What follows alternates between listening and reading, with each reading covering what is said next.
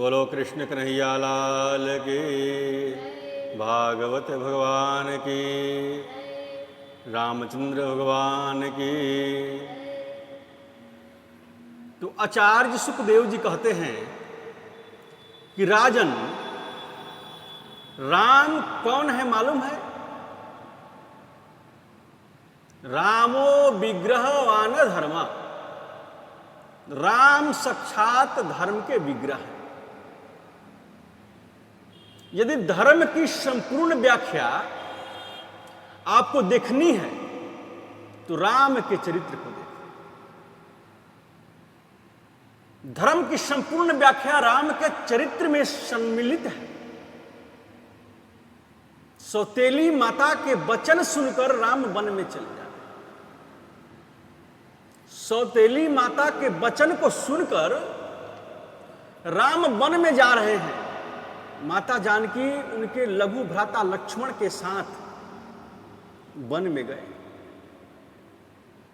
सुखदेव जी कहते हैं कि परीक्षित, मुझे तो लगता है कि राम के चरित्र का एक आदर्श पात्र उर्मिला भी है। लक्ष्मण जी ने वन में जाते समय उर्मिला से कहा था कि 14 वर्षों तक तुम्हारी आंखों में आंसू नहीं होने चाहिए। ऐसा लक्ष्मण जी ने आदेश दिया था। तुम्हें शोक नहीं मनाना चाहिए। माता सुमित्रा ने जो उपदेश लक्ष्मण जी को किया वो अद्भुत है। लक्ष्मण जी महाराज एक बार क्रोधित हुए पिता के प्रति। राम जी ने कहा कि ऐसा क्यों सोचते हो? अयोध्यावासी राम जी के साथ गए। तमसा नदी के किनारे सबको छोड़कर, सबको सोता हुआ छोड़कर आगे चले गए। श्रृंगवेरपुर में मेरे रघुवर का पदार्पण हुआ। निषाद राज गुह से रात्रि भर वार्ता हुई लक्ष्मण की। प्रातः होते ही केवट ने रघुवर को गंगा पार किया। जानकी जी उसे मुद्रिका समर्पित करना चाहती थी, लेकिन केवट ने नहीं ली। सुमंत जी जो रथ में बिठाकर राम जी, जानकी जी और लक्ष्मण जी को लाए थे, वे नदी किनारे खड़े हैं। राम जी ने उन्हें अवध वापस जाने के विशेष रूप से प्रार्थना की और कहा कि निषाद राज गुह के साथ में भारद्वाज मुनि के आश्रम में राम जी पधारे प्रयाग में, और भारद्वाज के साथ श्री वाल्मीकि के आश्रम आए। श्री वाल्मीकि मुनि से श्री राम अपने रहने का स्थान पूछते हैं। वाल्मीकि जी बोले कि ऐसा कौन सा स्थान है रघुवर जहां आपका वास नहीं है? आप तो सर्वत्र निवास करते हो, फिर भी आपके लिए यह स्थान उपयुक्त है। सुमंत जी ने वापस लौटकर अयोध्या में जैसे ही सूचना दी कि राम को आज अयोध्या से गए हुए 6 दिन हो गए। सुमंत जी ने आकर जब महाराज दशरथ जी से कहा कि मेरे 1000 आग्रह करने के बाद भी राम लौट कर नहीं आए। राम राम कही, राम कही, राम राम कही राम, तनु परिहरि रघुबर विरह, राउ गयऊ सुरधाम। राम राम राम कहते कहते दशरथ जी ने अपनी पंच भौतिक शरीर को त्याग दिया, स्वर्ग को चले गए। देवराज इंद्र के आधे सिंहासन पर श्री दशरथ जी विराजमान हैं। दशरथ जी महाराज का 5 भौतिक शरीर तैलादी में सुरक्षित रखा गया। भरतलाल को सूचना दी गई। भरत जी ने जब जाना कि मेरे माता पिता के कहने से राम वन में चले गए, भरत ने सैकड़ों प्रकार के सौगंध खाई कि माता कौशल्या के सामने। कौशल्या ने भरत को अंग से भर लिया। मेरा भरत ऐसा कभी नहीं हो सकता है। सब विधि भरत समान है योग्य। एक बात ब्रह्मा की सृष्टि, एक बात ब्रह्म की सृष्टि के दो विचित्र पात्र हैं।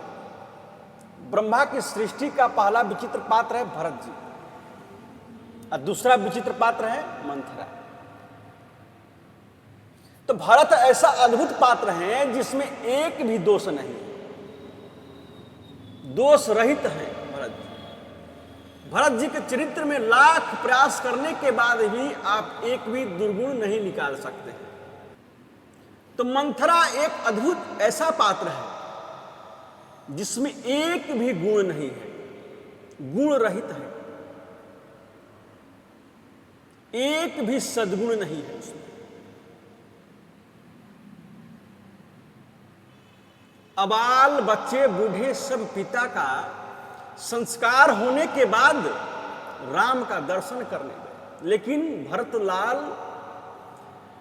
भरत लाख प्रयास के बावजूद राम जी को अवध नहीं लौटा पाए। बहुत प्रार्थना की,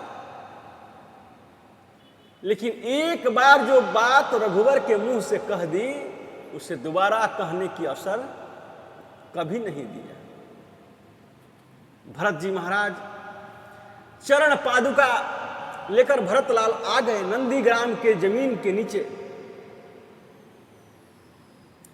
गुफा में भरत वास करते हैं। आचार्य सुखदेव जी कहते हैं कि परीक्षित 14 वर्षों तक अयोध्या में किसी ने अपने पांव में जूते नहीं पहने। राम नंगे पैर जाते तो हम जूते कैसे पहने? जो लकड़ी की चरण पादुका थी उन्हें भी भरतलाल ने लिया। 14 वर्ष तक अयोध्या में किसी ने अपने घर में दीपक नहीं जलाया। राम अंधेरे में रहते हैं तो हम दीपक प्रज्वलित कैसे करें? 14 वर्ष तक किसी ने अपने द्वार पर बंधन मार नहीं बांधी। 14 वर्ष तक अपने बेटा बेटी का विवाह नहीं किया, क्योंकि विवाह करेंगे तो मंगल गीत गाना होगा, परंतु राम नहीं तो कैसा मंगल? राम ही तो है मंगल के सूचक। मेरे प्रभु राघवेंद्र अत्रि मुनि के आश्रम में पधारे। अनसुईया जी ने जानकी जी को आशीर्वचन कहा। उसके बाद सुतीक्ष्ण के आश्रम में प्रभु पधारे। अगस्त मुनि के आश्रम पर बहुत समय तक सत्संग किया। धीरे धीरे चलते हुए मेरे रघुवर पंचवटी पर आ गए। श्री राम जी का पदार्पण पंचवटी पर हुआ। सज्जनों, बड़ी पावन है पंचवटी की भूमि, जहां 5 सुंदर वृक्ष है। नासिक जो है वही पंचवटी है।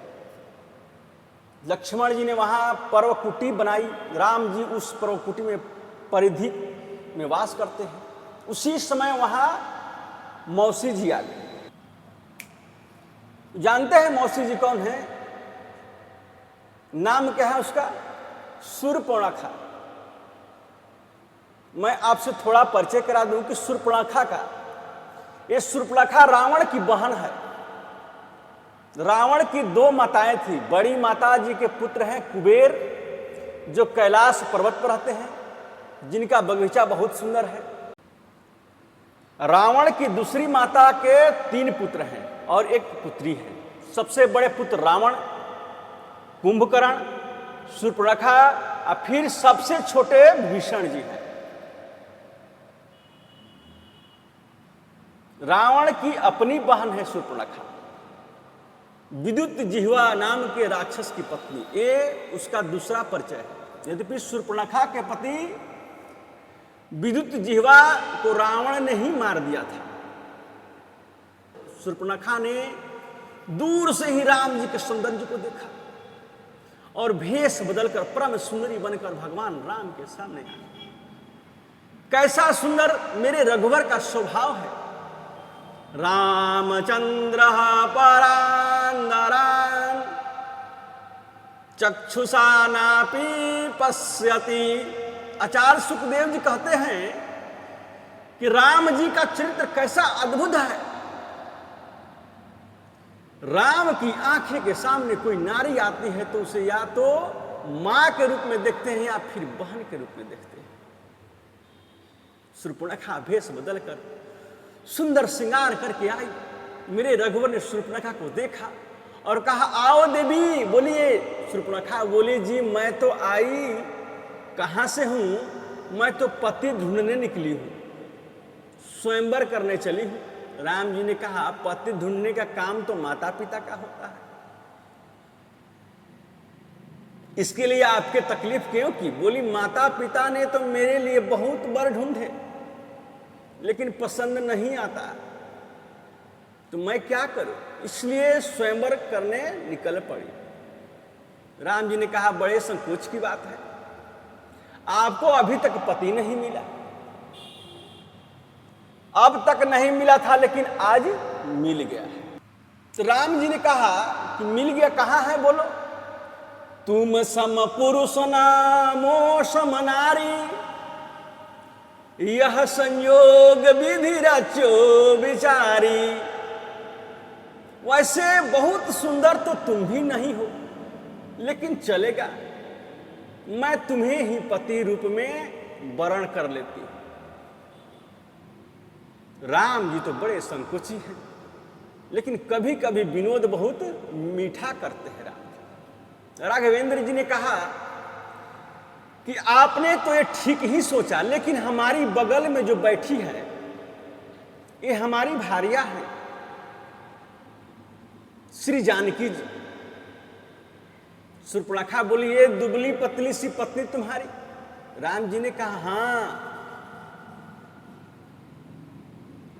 इसकी परवाह मत करो, इसका तो मैं नाश्ता कर जाऊंगी, इसका तो पता ही नहीं चलेगा, मैं आपके साथ वन में भ्रमण करने जाऊंगी। राम जी ने कहा, सुनो, वो वृक्ष के नीचे जो बैठा है ना, गोरे गोरे मेरे छोटा भाई है, ये मेरे लघु भ्राता है, कुमार लक्ष्मण। शूर्पणखा लक्ष्मण जी के पास चली गई। लक्ष्मण जी ने बोले, कहिए क्या बात है? शूर्पणखा बोली, जो काले राम है ना जी, वे मुझसे विवाह करना चाहते हैं। अब मैं तो गोरी से करूंगी, आप गोरे हैं सो आपसे विवाह करने का मन हो रहा है। लक्ष्मण जी ने सोचा कि राम जी जब मुझे कुमार बता सकते हैं तो मैं भी कुछ कहूं। लक्ष्मण जी बोले, जानकी, जानती हो कौन है? मेरे पत्नी बनेगी तो झाड़ू लगानी पड़ेगी, मैं तो उनका सेवक हूं। तो ये कौन है? ये है कौशलपुर राजा, अयोध्या के राजा हैं। अयोध्या के राजा कहकर लक्ष्मण क्या बताने चाहते हैं? लक्ष्मण जी का इशारा है कि जब पिताजी के 3 पत्नी हो सकती है तो इनके 2 भी नहीं हो सकती क्या? इसलिए तुम उनके पास जाओ। अब ये उनके पास भेजे, वो उनके पास भेजे। शूर्पणखा ने कहा, क्या मुझे पागल समझ रखा है तुम लोगों ने? मैं रावण की बहन हूं, मैं सर्वनाश कर दूंगी। अभी मेरा रूप तुम लोग जानते नहीं हो, कभी इधर भेजते हो कभी उधर भेजते हो, मुझसे विवाह नहीं करते, पहले तो मैं इन जानकी को ही नहीं छोड़ूंगी। विकराल रूप लेकर माता जानकी ओर दौड़ी। लक्ष्मण जी तो सकर्षण देव हैं, साक्षात शेषनाग है लक्ष्मण। लक्ष्मण जी ने उसकी नासिका और कान दोनों को काट दिए। नाक कहते हैं स्वर्ण को और कान कहते हैं श्रुति माने वेद को। परमात्मा से जो झूठ बोलता है या भगवान से जो कपट करता है, वो न स्वर्ग जाने का अधिकारी है और न वैदिक परंपरा में रहने का अधिकारी है। शूर्पणखा रोती चिल्लाती हुई रावण के पास आई। रावण ने पूछा, क्या हुआ, कैसे हुई तुम्हारी ये दशा? वहां खरदूषण नहीं आ गए? बड़ा भयंकर युद्ध हुआ। सीता कथा स्वर्णा दीपिता हिरण्यक्षेण सृष्टम विलोक्य नृपते दशकंधरेण जग्नेद्भूतेण वपुषां श्रमतोपकृष्टो मारीच मासु विशिखे न यथा क्रमुग्रह। अब ऐसी परिस्थिति बनी कि रावण ने मारीच से कहा कि वो स्वर्ण का मृग बनकर आए। माता जानकी रावण ने हरण कर लिया। माता जानकी को रावण ने हरण कर लिया। लक्ष्मण जी को राम जी की सुरक्षा के लिए माता जानकी ने भेजा। ये प्रसंग बहुत सुंदर है, सब जानते हैं। लेकिन रावण जब भिक्षा ले रहा था उस समय वो संत था, माता जानकी का हरण किया, तब वो राक्षस बन गया। संत बनकर रावण ने जानकी जी का हरण नहीं किया। भिक्षा लेते समय वो संत था। उसने सोचा कि यदि संत बनकर हरण करूंगा तो संत के चरित्र पर कलंक लग जाएगा। जटायु ने विचित्र युद्ध किया, पंख कट जाने से जमीन पर गिर पड़े। माता जानकी की नजर जिस पर पड़ गई उसे राघवेंद्र प्रभु ने मुक्ति जरूर दी। जानकी की जिस पर भी नजर पड़ी उसकी मुक्ति निश्चित है, चाहे वो जटायु सही चाहे वो सुग्रीव सही। जटायु को तो राम ने अंक में भरकर कहा कि हजारों वर्ष तक जीवित रहिए, ये हमारा आशीर्वाद है। जटायु बोले इससे सुंदर मृत्यु नहीं हो सकती। राम जी की गोद में प्राणों को त्याग दिया। सबरी के घर जाकर रघुवर ने सुंदर उपदेश दिया। ये सबरी मतंग ऋषि की शिष्या है। सुग्रीव के साथ हनुमंत लाल ने राम जी की मैत्री करवाई। बाली जो आताताई है उसका उद्धार राम जी ने किया और कहा वेद विरुद्ध तुमने आचरण किया इसलिए तुम्हें दंड मिला था। बाली के पुत्र अंगद को अपनी सेना में समर्पित कर लिया। 10 दिशाओं में बानर सेना माता जानकी खोज में चली, लेकिन दक्षिण में कौन जाए। हनुमान जी को अपने पराक्रम की विस्मृति हो जाती है। वैसे हनुमंत लाल तो परम कृपालु है। आप ऐसा समझना कि हनुमान जी जैसा कृपालु कोई हो ही नहीं सकता है। देवी देवता का सतयुग में प्रताप है, किसी का द्वापर में प्रताप है, और हनुमान जी का तो चारों युग प्रताप तुम्हारा है। प्रसिद्ध जगत उजियारा, चारों युगों में उनका प्रताप है। एक प्रसंग, एक व्यापारी मेला में गया। अब भीड़ में व्यापारी की जो पत्नी थी वो खो गई। भाली व्यापारी की पत्नी खो गई। और सेठ जी बेचारे भोले भाले थे, उनके मन में बड़ी चिंता है कि क्या करूं, बहुत खोजा मेला में नहीं मिली। अब उदास मन से घर की ओर जा रहे थे तो मार्ग में राम जी का बहुत बड़ा मंदिर था। पुजारी जी ने पूछा कि महाराज मेरी पत्नी खो गई है। पुजारी जी से पूछा कि महाराज मेरी पत्नी खो गई है, क्या करूं। पुजारी जी बोले कि 1.25 मन देसी घी का लड्डू राम जी को भोग लगाओ, पत्नी मिल जाएगी। पुजारी जरा ऐसे ही होते हैं। सेठ जी बोले महाराज जैसी आपकी आज्ञा। 1.25 मन देसी घी का लड्डू बनाकर लड्डू के थाल सजाकर मंदिर में चढ़ाने के लिए जा रहा था। सो बीच में पड़ता था हनुमान जी का मंदिर। तो हनुमान जी ने पुजारी जी को देखा कि शुद्ध देसी का घी सुगंध आ रहा है। क्यों सेठ जी किधर चले। सेठ जी बोले क्या बताऊं महाराज, बड़ी विपत्ति में हूं। आज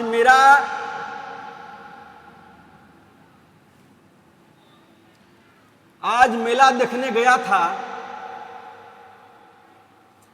और वहां पत्नी खो गई। बहुत ढूंढा, बड़ी बड़ी घोषणा करवाई, कोई असर नहीं हुआ। पुजारी जी ने कहा है 1.25 मन लड्डू भोग राम जी को चढ़ाओ तो मिल जाएगी पत्नी। सो राम मंदिर जा रहा हूं लड्डू का भोग लगाने के लिए।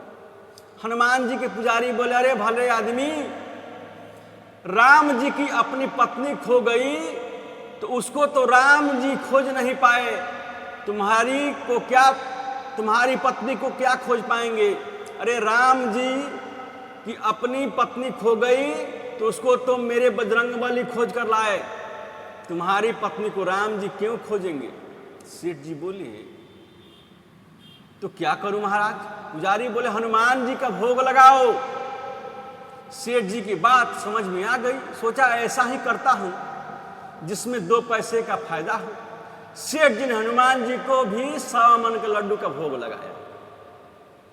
अब भोग लगाकर जैसे हनुमान मंदिर की परिक्रमा देने लगा, सो परिक्रमा में ही सेठानी जी मिली। अरे तुम कहाँ थी? बोली, मैं तो खो गई थी ना। पूछते पूछते आई, घर जा रही थी तो सोचा हनुमान जी को प्रणाम करते चलो, और परिक्रमा में आप मिल गए। सेठ जी बोले, ये तो बड़ा चमत्कारी है पुजारी। हनुमंत लाल परम कृपालु हैं, राम नाम की मुद्रिका लेकर जा रही है। पवन तनय बल पवन समाना, बुद्धि विवेक विज्ञान विधाना, कौन सो काज कठिन जग माही, जो नहीं होई तात तुम पाही। राम काज लग तब अवतारा, सुनत ही भयऊ पर्वताकारा। हनुमान जी मुद्रिका लेकर गए, हनुमंत लाल लंका में पधारे, माता जानकी के दर्शन हुए। उन्होंने मुद्रिका समर्पित की, लंका में आग लगाई और माता जानकी की चूड़ामणि लाकर राघवेंद्र को समर्पित किया। भगवान राम बड़े प्रसन्न हुए, सारी सेना ने कूच करना प्रारंभ किया। विभीषण की शरणागति हुई, राम जी ने विभीषण को अपनी शरण में ले लिया, क्योंकि श्रवण सुजस सुनी आयहूं, प्रभु भंजना भवभीर, त्राहि त्राहि आरति हरणा, शरण सुखद रघुबीर। राम जी ने विभीषण को अपने अंक में भर लिया और विभीषण को मानो लंका का राजा बना दिया। वहां पहुंचकर युद्ध की बड़ी भीषण परिस्थिति। राम रावण का युद्ध तो राम रावण की समान ही है। राम और रावण के युद्ध की तुलना किसी और से की नहीं जा सकती है, इसकी तुलना हो ही नहीं सकती है। कुंभकर्ण का उद्धार हुआ, लक्ष्मण जी की शक्ति लगी, हनुमंत लाल जी संजीवनी बूटी लेकर आए, बड़ा भीषण युद्ध हुआ। राम जी की जितनी वानर सेना है, तन मन से राम जी की सेवा में जुट गए। बोलो कृष्ण कन्हैया लाल की, भागवत भगवान की, रामचंद्र भगवान की।